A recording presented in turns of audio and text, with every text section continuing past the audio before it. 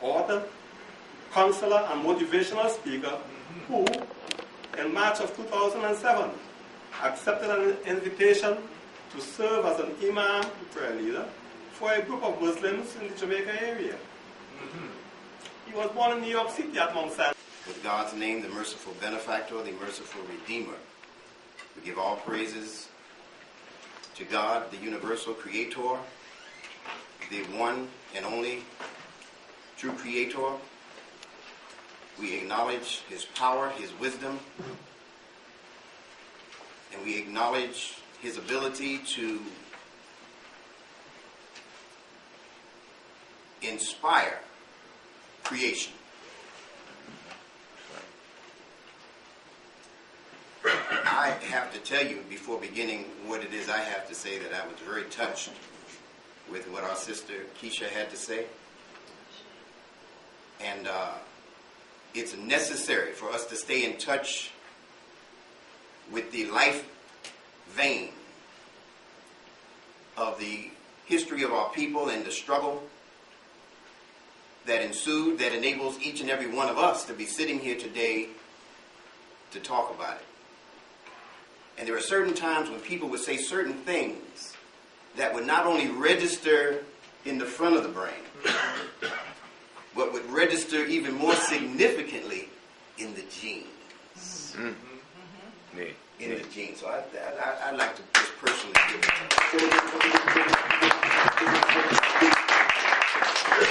Thank you also to my assistant, Abdul Latif Amin. And I do understand that he is a fixture here. That's right. That's right. And I emphasize the word fix. And it's always good to have people who are consistent supporters of any effort. That's right. It's not the one who comes one time and does a big thing. The best of us are those who come most of the time, even if we're just doing little things.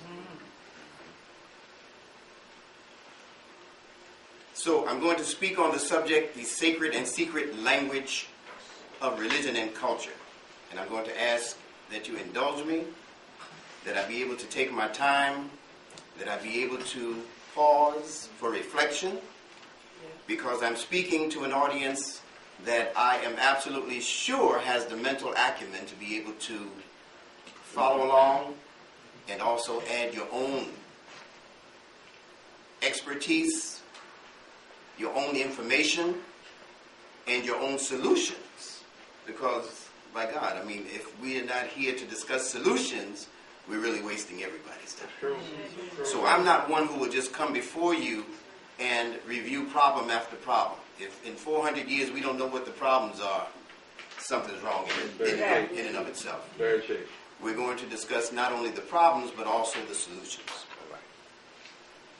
And we ask that the strength of God and the inspiration of God be with us. The reason why I label my course The Sacred and Secret Language of Religion and Culture is because I understood years ago that in studying the situation for the masses of people, and by masses I mean anywhere that you find the majority of people in the world in history, we find a situation where the majority of those people have intentionally been kept ignorant. Intentionally been kept under the foot of other people, of a very small minority of people, whose sole objective, it seems, is to keep the world, as much of it as they could muster, as much of it as they could grab, as much of it as they could hold, under their thumb. That's right. So that they and their small group and their group of inheritors in the form of their children, in the forms of their children, will be the ones to rule the world perpetually. Rule the world, not just for 10 years, not just for 100 years, but if they had it their way, they would rule the world forever.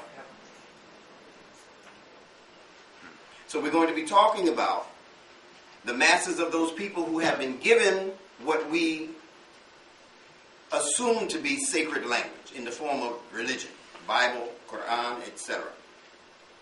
The majority of people have been given a language that on the surface seems to be that which we should respect, admire, and follow as guidance. And that's all well and good, except for the fact that very often the people who give us that sacred text and give us the explanations for that sacred text, give us the interpretation even of that sacred text, are people who do not rule with a sacred hand. In fact, they rule with a secret hand. Yeah. True. So we need to understand and discern the real difference between that which is sacred and that which has been kept secret. And the real secret is that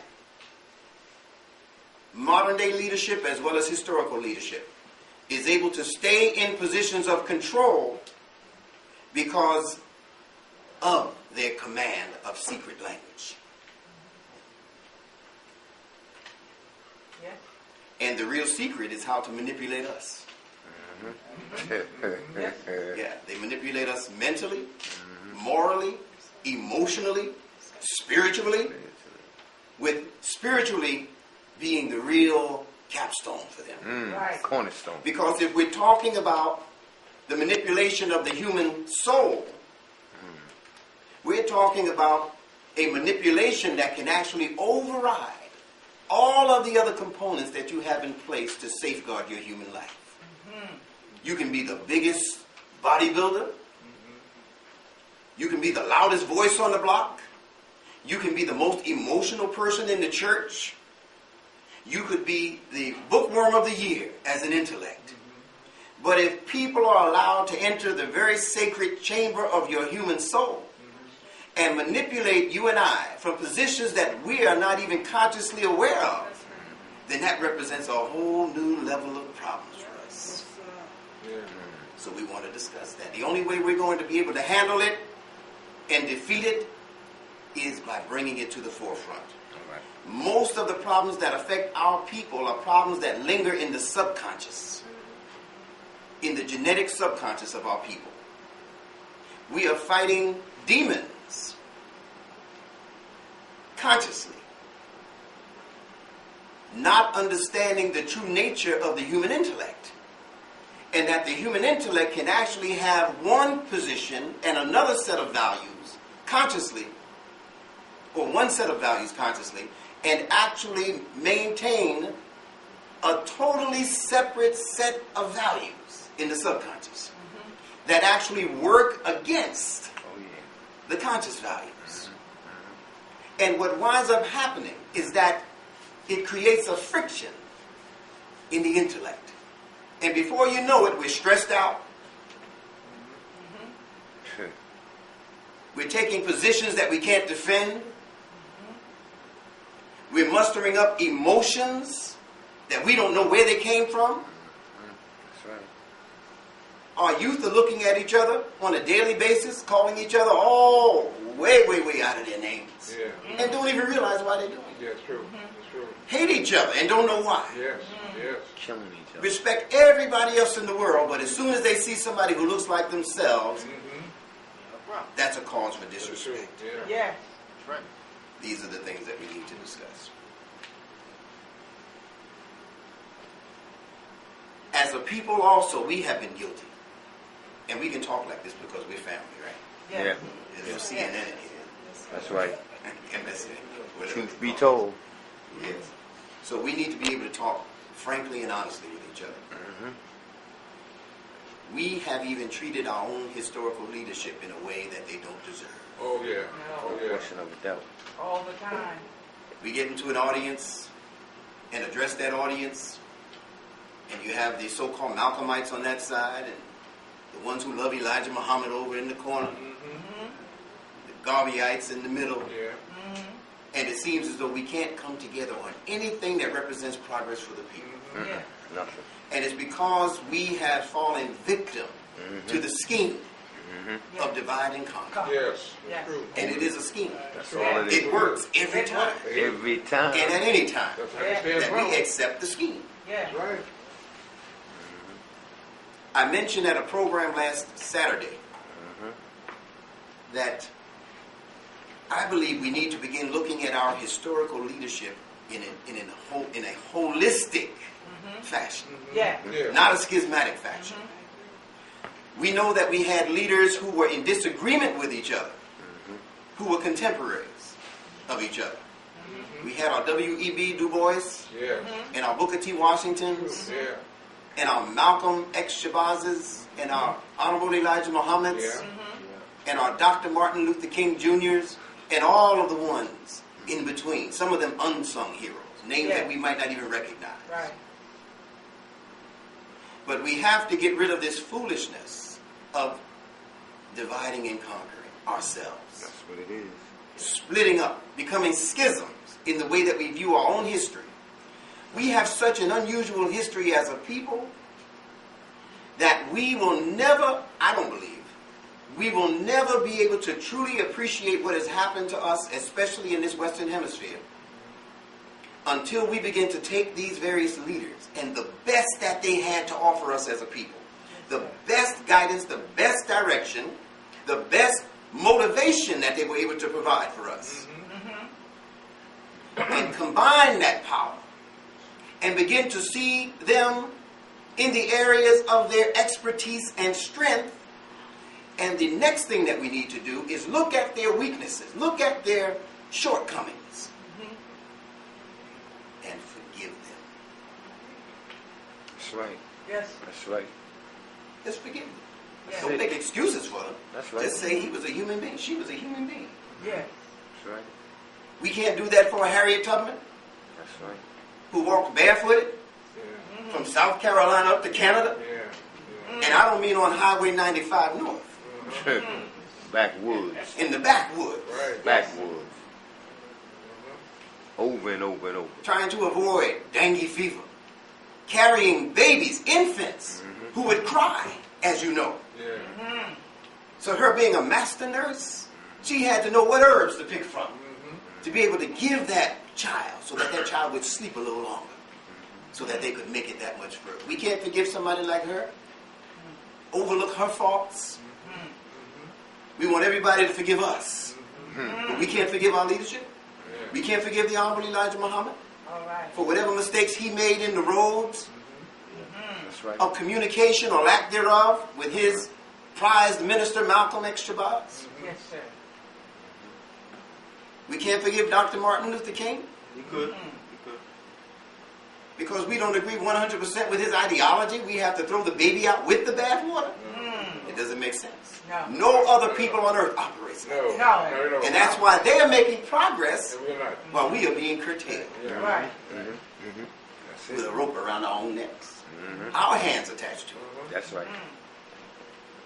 Humanity, as we know, has a collective evolutionary experience just by virtue of the fact that we're human. However, there are ethnic groups, such as ours, that have a collective soul experience. We have a group soul So, as black folk, as African Americans, whatever appellation you accept. We have a group soul that needs to be addressed. And the group soul will not rest until the group is properly situated. yes, sir. So we can have all of the millionaires and billionaires and Oprahs and Bill Cosbys and all of these other people. We can have them back to back. But for as long as the group soul is not satisfied, Right. for as long as the group soul Yes. is not given its due, we're going to remain an unestablished people. Yes. Right. That's right. Yes. So the group soul of the African American must be addressed. Behaviors have been deposited into the genetic makeup through the encouragement of the repetition of negative words and behavior. Yeah. Yeah. See, here's where we need to go now. We can shout, Words and behavior. ashe. Yeah. That's We it. can shout affirmations. Yes. We can shout mantras. But if we have allowed ourselves and our generations to be under the influence of repetitious negative thinking and behavior, Right. All right now. we are participating in our own elimination. Yes. Yes. What we also have to understand about our people is that we are literally a new people on earth. Yes, sir. Yeah, we have the African connection with the continent of Africa, but you drop the average one of us anywhere in Africa, unless they are oriented as most of you are. But the average one from among our people will be totally lost and will be trying to come back home. Oh, yeah. Oh, yeah. Absolutely. Because the situation that has occurred here in this part of the world since our being brought here for chattel slavery has conditioned us. Yes. Yes, it has. Yes, Yeah. it has. Yes. Oh, yeah. With everything being emptied out Yes. That's right. and all new and crazy things being put in. Right. And the only thing that we were able to maintain were those genetic remembrances Yes. of who we were, what we were. But most of the cultural information, most of the knowledge, most of the sciences, most of the things that had to be learned were totally erased from the consciousness of the one now called African American. Yes. And that's an issue for us. We are a new people on earth. Those of us who have accepted Islam, properly called al-Islam, we have to also understand that we are Muslims, yes, but we have to express our Islam also through this new vessel. So don't expect what we say about Islam to be what you've traditionally heard about Islam. Right. Don't expect the people who themselves refuse to come and assist us, and in fact in some cases may have participated. Don't expect when we come into Islam for us to sound exactly like you. I'm speaking outside of this room now. There are situations that occur in history that merit God to come and respond to. Not the Arab, not the Jew. The creator of the Arab and the Jew, and me and you. He obligates himself to respond to the call of people who do not have the wherewithal to save themselves. Yes, sir. So this society that we're talking about communicates through secret and sometimes satirical language and communication. What do we mean by satirical? You know what a satire is. Yes. Well, this world that we're living in has actually created a network of communication that is, on the most part, based on satire. Now, why is that? Why would the people do that? The designers of the English language in particular have been adept at that. They've been very skilled at that. Oh, yes. Yes. Because yes. the designers of the English language, first of all, you have to understand that we're talking now about so-called religious people who design this language. City. So-called monks Right. Yes. and priests Yes. who design this language. Yeah. One of the most famous groups is called the Benedictine monks, also known as the Black monks. Huh? In fact, every time you graduate from a college or university and you give the benediction, it's in honor of those people. That's how deep they are in academia.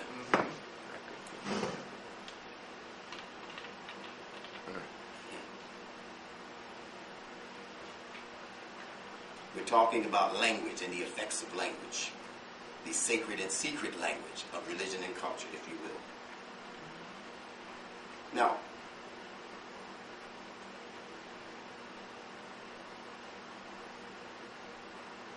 our people have gotten so used to calling each other niggas.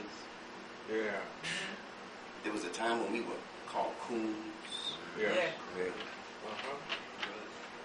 Yeah. That's right. Time when we were called spooks. Uh-huh. Yes. And we think very often that they are addressing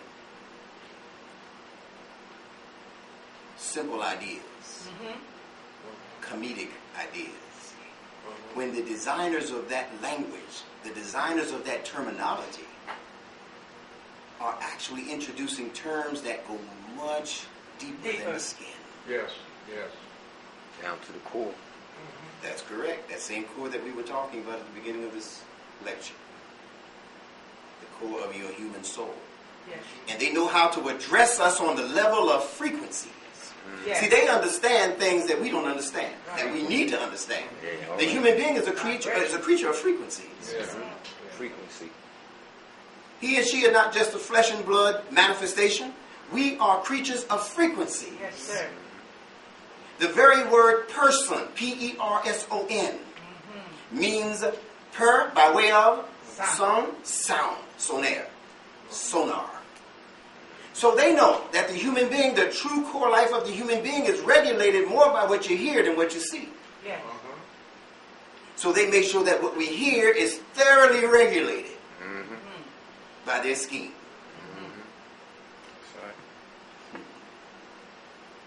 They also understand that if they can keep in vogue a certain kind of language, that they can get us to repeat over and over again, by the second or third generation, it becomes you. You become even genetically predisposed Yes. to the effects, the influences of this language. Yes. There are people who understand that. And it begins to work on us to the point where it actually begins to control our genetic destiny. So when they first started calling us niggas, there wasn't a nigger in the bunch. Right. Right. When they first called us lazy and shiftless, there wasn't a lazy, shiftless one among the slaves. How could they be slaves and be lazy and shiftless? Couldn't be. Right. It's an oxymoron. It is. Yes. Absolutely. Absolutely. But they repeated that language so much and so often Yes. until we ourselves began to repeat that language to our generations. That's right. Exactly. We began to call our own children by those negative appellations. All Right. And before you know it, they are born into a culture of negative language. That's Yes. right. That's right. And they have no reference for anything else. That's all they heard. And it begins to work on the subconscious level, Yes. manipulating us to the point where the people who put the language on us can now step back and go rule some other part of That's it. right. That's how they operate all over the That's world. right. Insidious. Through language. Yes. Right. Through language. Through what they can get you to believe you are. Right. And more importantly, what they can get you to believe that you are not. Sister told us what we were, Yeah. what we Yeah. are. But that's foreign language in the ears of most of our people. Yeah, absolutely. Yeah. The greatness Absolutely. I'm talking about. That's foreign language. Absolutely. Which you can't be talking to me. I'm just a nigga. Yeah. Yeah. You can't be talking to me. I'm from the hood. Yeah. And it's great when she keep talking about. One thing we have to understand as a people struggling for repair is that we have become disconnected from our own social responsibility. Our own social responsibility. There are things that the white man has been responsible for putting on us and meting out to us, and there are things that we have been responsible I agree. for allowing to occur within the circle of our own people's growth and development. Say it. So we have to become reconnected to our own social responsibility, beginning with our family lives. Yes, sir. Sometimes we don't like to discuss these things in an arena where the political agenda is prominent or when the economics are pressing. But political agendas, economic agendas, academic agendas, and cultural agendas all grow out of the needs that are centered in the family life. Family. Wouldn't be a need for economics if you didn't have to feed your family. Wouldn't be a need for government if you didn't have to run your house and make sure that your block stayed safe. Wouldn't be a need for academics if there was no need for education under your roof. Yes. And certainly there wouldn't be a need for cultural expression if there was no need for leisure. Being able to sit back and say, son, what is that you're watching? What movie is it? Well, I'm going to watch that with you. I'm not going to ask you not to watch it. I want to see what you're watching. Yes, sir. And I want you to explain why you're watching it. What is it about this movie Yes. that has attracted you so? Yes. But most of us activists are so busy acting outside of the home that we have no clue what's going on up under our own roof sometimes. Yes, sir. So we need to back up just a few steps and begin to examine what is happening home so that we can bring back the proper sensitivity to family life. As Imam Mohammed said once about our people, he said that we have abandoned heaven. I find that to be a deep statement. We have allowed disrespect for all things that should be respected, beginning with God and parents. And parents. That's your first God. That's the only Lord that baby knows when it's born.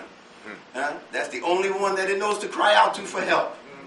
Until that parent says, all right, listen, I've taken you so far. Now let me introduce you to the next step. And the child begins to come into a respect for community life, community values, spiritual values, etc. Most people are not aware that the blueprint for psychic manipulation, and when I say psychic manipulation now, I'm referring to those things again that occur in the subconscious, not in the conscious.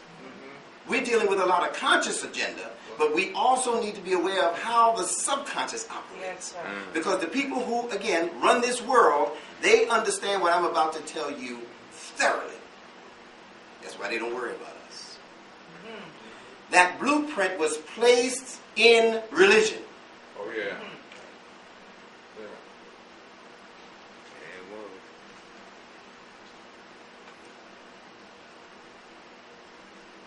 There's a story in Genesis Bible, and I won't recount it because all of you probably know it. It's the Adam and Eve story. Oh, yeah. Who doesn't know it? Right? It's the Adam and Eve story. However, we need to begin to look at these depictions in Scripture, particularly in the Bible, which most of our people are familiar with, and understand their symbolic import and value. Now, I'm going to give you some connections for just 3 characters in the Bible, Genesis. Adam, Eve, and the serpent. And I'm going to ask you to register what it is I'm saying and see if it applies in the way that I'm presenting it. Adam, see Adam as your conscious mind. See Adam as your working intellect. What happens to Adam? The Bible says he was put into a deep sleep. Didn't just say he was snoozing. It sounded to me like something happened to put him into REM state. Almost comatose. Deep sleep. Deep sleep. Think about society and the manipulation thereof. So what happens? He's in a deep sleep, so now here this little serpent creature appears. And the serpent doesn't go to Adam because Adam is in a deep sleep. The serpent goes to Eve. Now, who is Eve?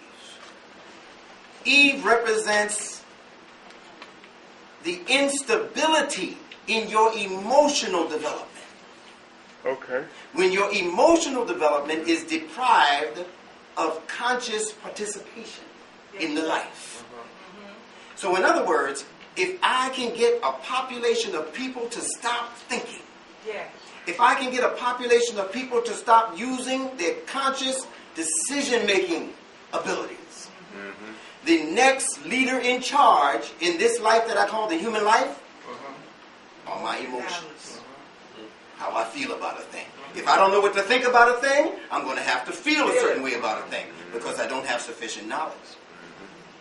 Everyone understanding me? Clearly. So Eve represents that emotional position that the human life takes when it is deprived of conscious life. And that is where we were and have been since we were brought here as chattel slaves.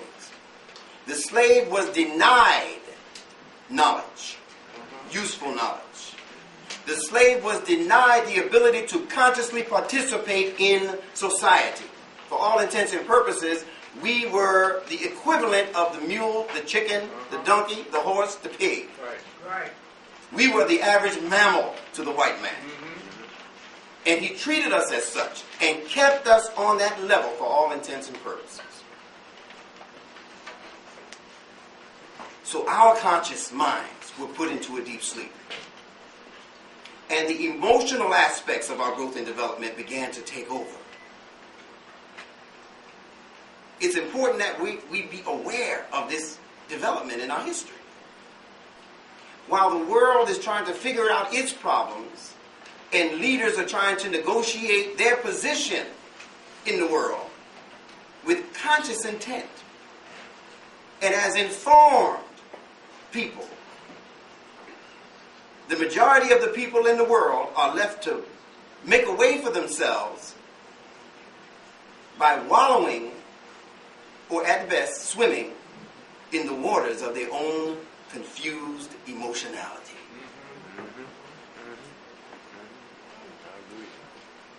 So the serpent can come along and begin whispering to the emotional. How do we know Eve represents emotions? Can I talk to you for just a couple of moments? Sure. How do we know Eve represents emotionalism? It says that she was created from the rib, right? And the rib is close to the heart. Right. The rib is the protection for the heart. The protection for the heart, the protection for the lungs. Primarily those two organs. And the rib is a flexible bone. That's how your emotions are. You remember the stylistics? They said, break up to make up. Yeah. That's all we do. That's all we do. First you love me, then you hate me. That's a game for fools. See, that's wayward. That's what we would call in the English language being jilted. So they took that same Adam and Eve story and they put it in a nursery rhyme called Jack and Jill. Yeah.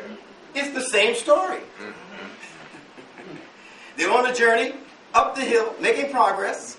Who falls down? Yeah. And Adam was put Fell into and broke a his deep crown. sleep. Broke his what? Crown. Conscious authority. Yeah. And what happens to Jill? That was the Come on position. now. That's right. That was the position of Eve. Yeah. She became confused, wayward, misguided. Same story.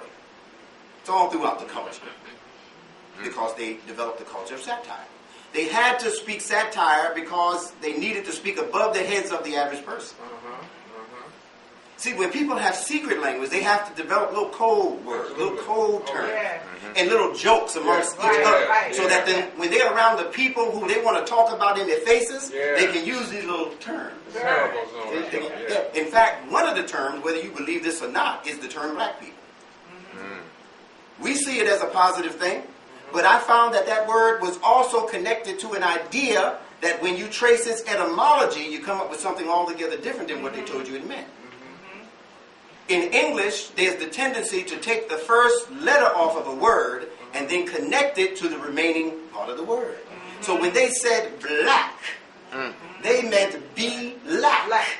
Be black. And if you understand their letter system and what the letter B means, you will understand what they meant when they popularized the term among us called black people.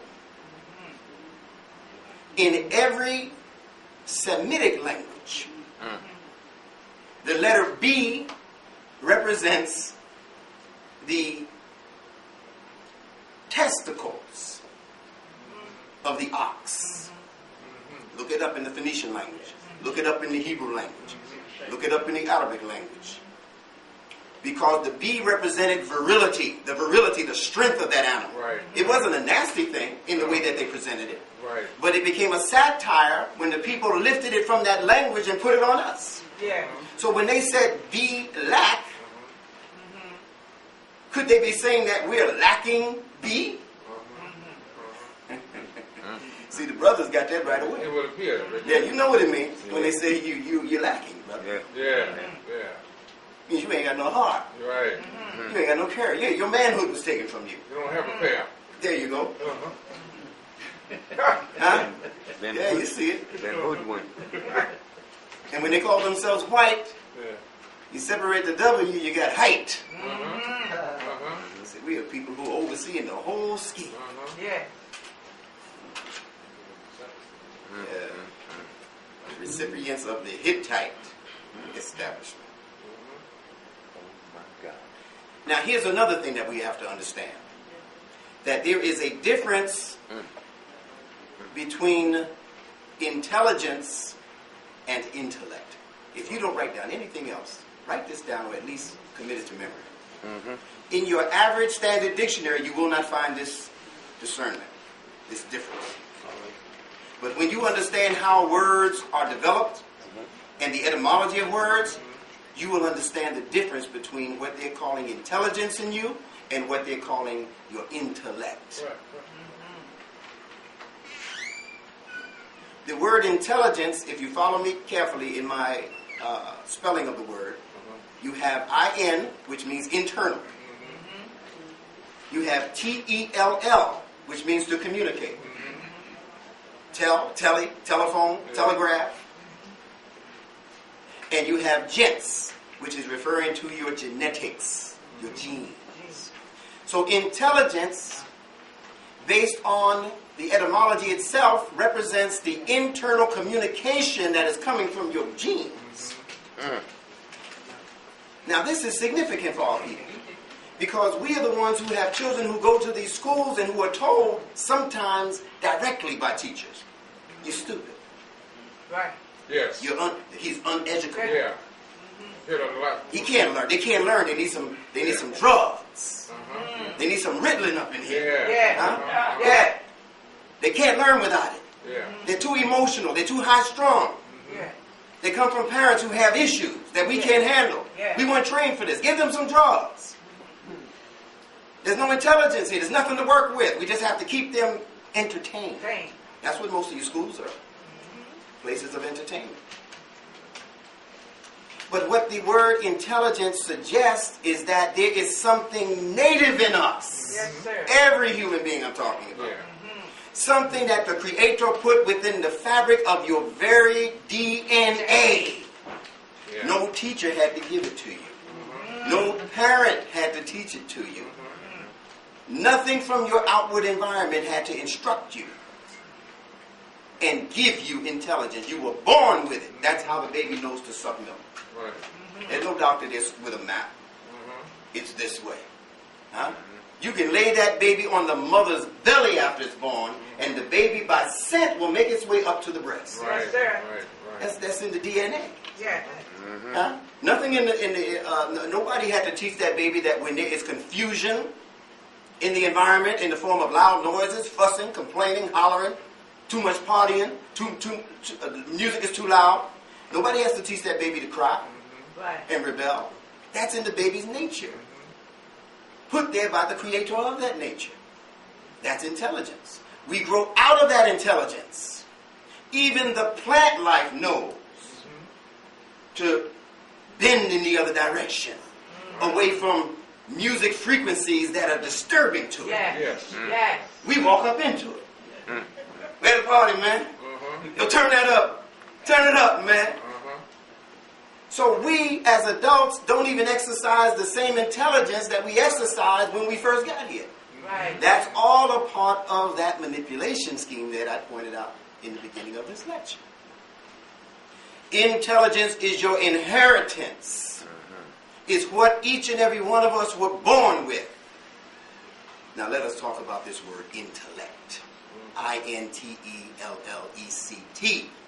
which we very often confuse with the word intelligence. Intellect means internal, I-N, election. E-L or E-L-L-E-C-T. It is the ability in the human mind to take in information from its environment and sift through it for the purposes of making distinctions so that it could find what it needs in terms of information that it considers useful to its life form. Does that make sense? Yeah. It's what the world would call your moral thinking. How you make moral and rational decisions. That's what your intellect does. When you learn sufficiently to make moral and rational decisions, you are then making decisions that overrule and override emotional decisions. Yes, sir. So going back to the Adam-Eve scenario, Adam representing that awakened intellect before it was put to sleep. If Adam had been on his job, there would have been no issue of a serpent speaking to the emotionality called Eve. And all would have been well in the garden. God. Yes, sir. See? In the Quran, we don't have that story about Adam being put into a deep sleep. Yeah. Before either. That's right. All right? Now, intelligence is genetic. Intellect is what is called mimetic. How many people have heard that term? Mimetic.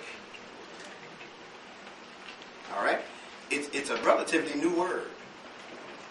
From a word called meme. You need to understand these things. This is what they are calling the new science. M-E-M-E. Meme. And a meme does in the cultural environment, in your surroundings, what your gene does internally. So just as your genes are able to replicate and carry on this life form in terms of this image, and in terms of this personality, and in terms of everything else that the DNA and the RNA are responsible for. The memes do exactly the same thing, but on the cultural level. Now, why is that important? Because it is the cultural influence on us that is the most severe, the most damaging, the most powerful influence in the life. We sometimes think it's just what we inherited from granddad. But it's not. It's what you inherited from Monsanto. It's what you inherited from Del Monte. Yeah. We're inheriting now from them, even genetically, because we're eating all that poison. Yeah, that's right. But we are inheriting even more importantly from the world that they developed, that they crafted for us to look at. Right. Thinking that this world is a natural world. And for that reason, people don't walk outside and look up and say, chemtrail. Most people have no idea what you're talking about when you say chemtrails. Because most people are taught to be like those three monkeys. See no evil, hear no evil, hear no evil. There you go. See no evil, hear no evil, speak no evil. But we have to begin to do those things in the name of our people, and more importantly, in the name of human excellence, that will bring us back to the high station that we were created for. Yes, sir. My life is dedicated to that. My life is not dedicated to race. My life is dedicated to getting in the race. Yes. And if you don't know the difference, we may have to have this conversation again at another time. Yeah. Race, in and of itself, is an artificial idea. Yes. Yes. It is. There really is no such thing. Social construct. Yes, sir. It's a social construct. It was invented Yes. by the schemers, by the manipulators. Yes. Yes. Even the word teenager was invented. Yes. There's really no such thing as a teenager. Yes. Go check Roots if you don't believe me. When he became of age, he had his rites of passage, Right. and he was a man. That's Yeah. right, that's right. And if you don't understand that, go check with your Jewish friends. Yes. Because at 13, there's your bar mitzvah. Bar mitzvah. There's your bat mitzvah for the female. Bat mitzvah. They go straight from being an adolescent Yeah. to being an adult. Yes. Yes. Male, female. Right. What's this 13 through 19 stuff that they threw in our community? Sweet Yes. 16. Control. Not a woman until you're 18. Control. Not a man until you're 21. What's this foolishness that they put on the Western world? Not going to tell you who did it. I'll let you do your own research. You probably already know. It's the same people who go from 13 to manhood. Yeah. See, when you want to hold back the rest of the world from getting in the race, Yes. you put things in the cultural environment Yeah. that hold them back. Yeah. Mentally, morally, emotionally, rationally. Yeah. Right. And while they're busy deciding what they want to be Yeah. when they grow up, those other people have already run off with the world. Yeah. Because they know it is a race, not race, that Yeah. counts.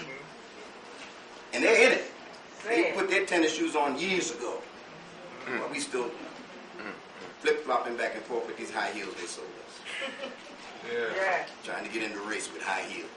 That's another satire. Yeah. Yeah. Saying about the masses of people, Yeah. we have created you to be our workforce. Yes. Those are horse heels you're wearing, sister. Yeah. Breaking ankles. Right. Yeah, don't know when to give up this culture because we think it's natural. And it's not natural. It's not. No. The other point is this. whenever you develop an idea and sell it to the majority of people in the culture, and that idea goes against your native intelligence, what will happen is that that new idea that becomes your intellect, remember your intellect is formed by the environment, by the culture. Yeah. That new idea actually situates itself upon your intelligence and begins to suppress your intelligence. So much so that the new idea becomes your life. In reality. And the native idea, your common sense is what we call it sometimes. Your intelligence is also known as your God-given common sense. Yeah. Becomes suppressed. Mother whip. Yes. That's right. And before you know it, we've developed an entire world, and in our case, an entire community that operates based on false ideas about who we are, what the world is, and where it is we're going. Right. Right. It's true. All over the globe. It's true. Very, very sad. Now we're going to step up the tempo just a bit.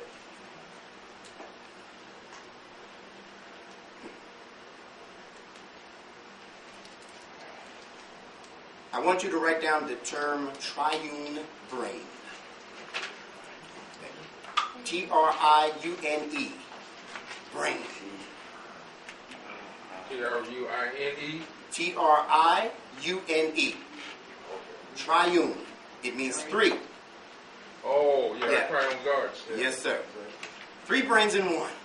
Wow. And I'm going to tell you why this is so important. And while our children are in these schools, still under the influence of Newtonian physics, Yes. which is outdated, you have other people training their children for the new world. Yes, sir. And they've been able to shift paradigms from Newtonian physics into quantum physics, quantum mechanics, the quantum leap. Yeah. And the only reason that the majority of academicians in this world will not make that switch with them is that as soon as they make that switch, they lose billions of dollars. Because what they were used to teaching is already established in the textbooks and in the schools and colleges and universities. They refuse. Their interest is not in educating the masses of people. Their interest is in keeping their money interests That's right. afloat. Have pockets. Yeah. Flowing. And we put our children in their hands Yes, we do. and won't even dedicate one day on the weekend to teach them ourselves. Churches won't even open up on Saturday. No. They say, well, hell, if they have to be in school Monday through Friday, let's open up the church doors Saturday and see if we can offset some of that foolishness they're being taught. Yeah.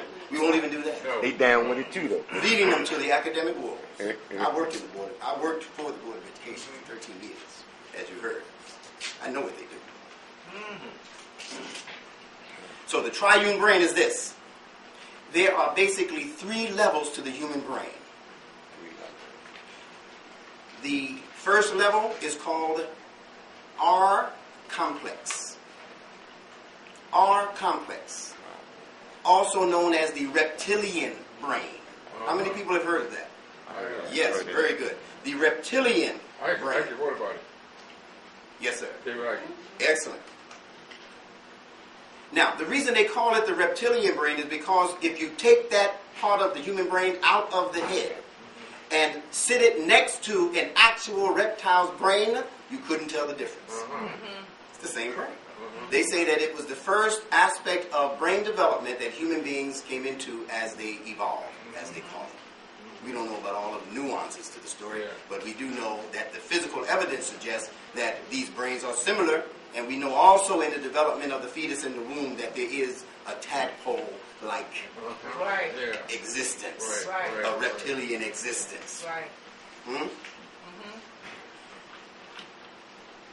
The second part of the brain is called the mammalian brain.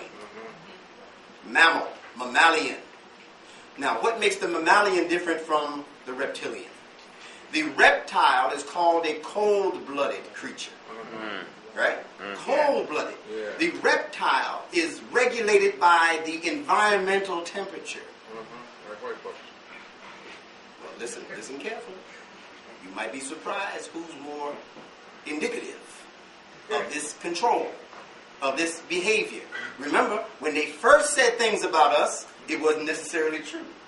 But if they can get you to repeat certain thoughts and behaviors over and over again, then guess what? It is true. Tag, it could be you. Okay. I want you to think. The secondary name for the mammalian brain is called limbic. L-I-M-B-I-C. Limbic brain. And limbic is the connection to two things. Your emotions. This is the brain that controls emotions. Limbic. And also memory. Memory. The reptile does not have these distinct qualities in the reptilian brain. The reptile is born out of an egg, cold-blooded, and in fact, you can take, say, a baby turtle. Just take the baby turtle away from its mother, and the mother will seemingly have no problem with that. Cold. Yeah. Cold. Now I want you to think about it in terms of personality. Cold. She won't run after you. She won't look at you cross-eyed. Cold. Like, where you going, my baby? Cold. Now we have entered a situation for our people where we have adopted that same kind of behavior and personality when it comes to our children. He's just that way. Listen. Our babies are snatched up. Our babies are shot and killed. Our babies are left. I saw one child, he couldn't have been more than 5 years old. He's outside at 2 o'clock in the morning playing on his tricycle. And his mother's supposed to be watching. 2 o'clock in the morning. Mother called us up watching him from the window. No. That's reptilian. That's not human. No, it's not. Yeah. It's not. We have to stop thinking that because you have a head, 2 arms, and 2 legs, and genitalia, that makes you human. That makes you what every other animal is. And remember, during slavery, we had feelings for each other. We did. During slavery, we did exercise to the best of our ability memory, as much as we could remember. We had folk tales and folk songs that we would sing and write and listen to that were taught to us so that we could keep the history of our people as much as possible intact. So we were mammalian oriented during slavery if we weren't anything above that. But something has happened. A germ has been deposited among our people that have caused us to be reduced from even the mammalian development down to reptilian existence. This is a fact. Yes, it is. That's what gang life is about. Let me tell you what regulates the reptilian brain. You've heard of this. Fight or flight response. That's it. Fight or flight. That's the reptile in you and in me. It's put there by the Creator so that in cases of dire emergency, when you don't have time to reason it out. The pistol is in my face. I don't have time to be rational and moral. Come on, let me see. Should I run or should I not run? No, a millisecond's worth of time will decide what you do. If your mind, your instincts actually, feel as though you can win the fight, you're going to do something about it. Right. But if it feels as though there's no way, you're going to be out of there. Fight or flight is what the reptiles do. Study them carefully.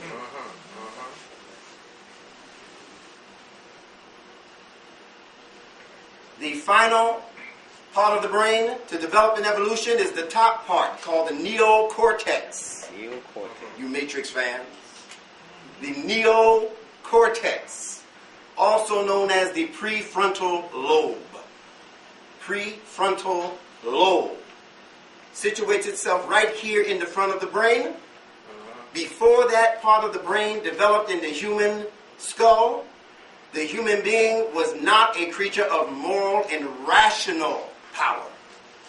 The neocortex is what causes us to be able to make reasonable decisions about things.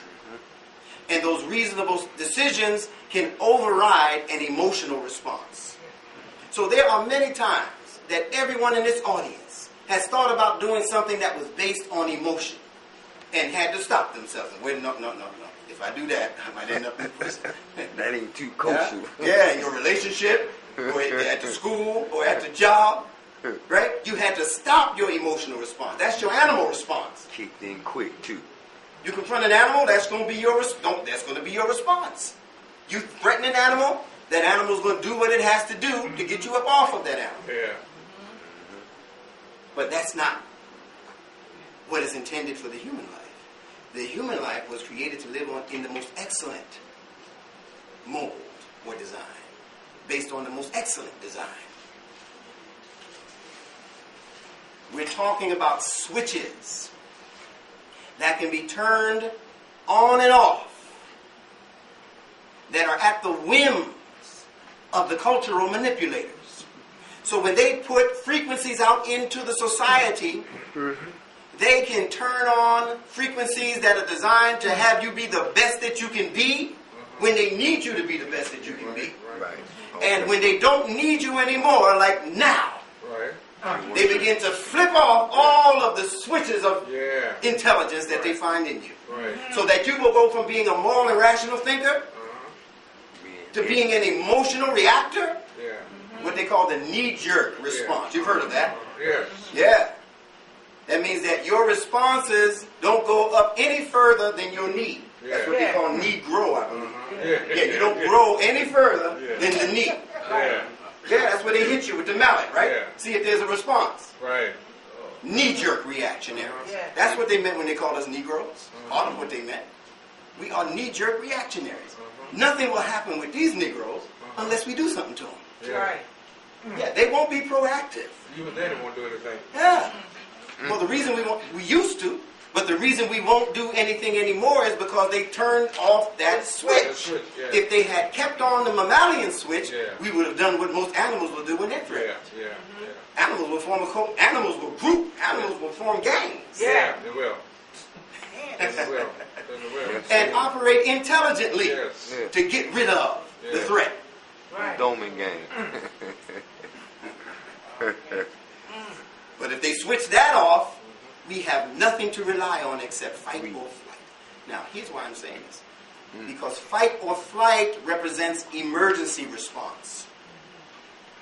Here's what this world of sophisticated mind manipulators understand about the world, and especially about our people. If we can keep them in a perpetual state of emergency, Right. Emotion now. then we will in effect condition them Right. so that the majority of their personalities will be regulated by reptilian behavior. Yes.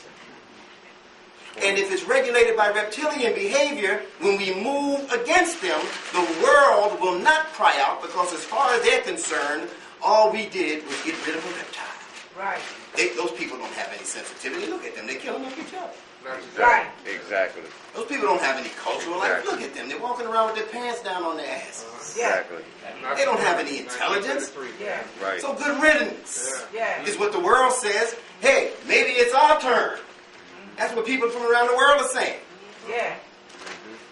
They've been there 300 years, 400 years, Yeah. and are still not making the kind of progress Yeah. indicative of people who have been in one place for that amount of years.